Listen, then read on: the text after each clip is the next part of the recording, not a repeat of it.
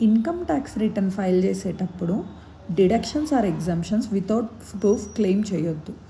ఎవరో రీఫండ్ తెప్పిస్తారు, ఏదో ఎగ్జామ్షన్ పెడతారంటే మీరు ఎలా నమ్ముతున్నారు? మీరు ప్రూవ్ చేసుకోవాల్సిన time, for example department notice raise చేసినప్పుడు ప్రూవ్ చేసుకోవాల్సింది మీరు. అప్పుడు సో కాల్డ్ ఎవరైతే రీఫండ్ తెప్పించారో ఎవరు రెస్పాన్సిబిలిటీ తీసుకోరు. మరి మీరు వాటన్నిటికీ రెడీ ఉన్నారా? ఓకే, నిజంగా రీఫండ్కి ఎలిజిబుల్ అయి తీసుకుంటే ఓకే, నో ప్రాబ్లం.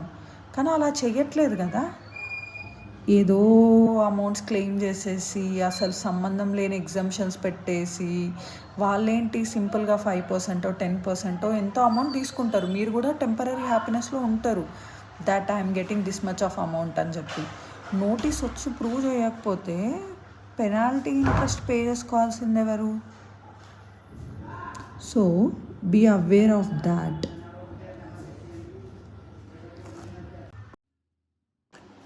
మీకు వచ్చే ఇన్కమ్ పైన టీడీఎస్ కట్ అవుతుంది అంటే రీఫండ్ ఎలిజిబుల్ అని కాదు.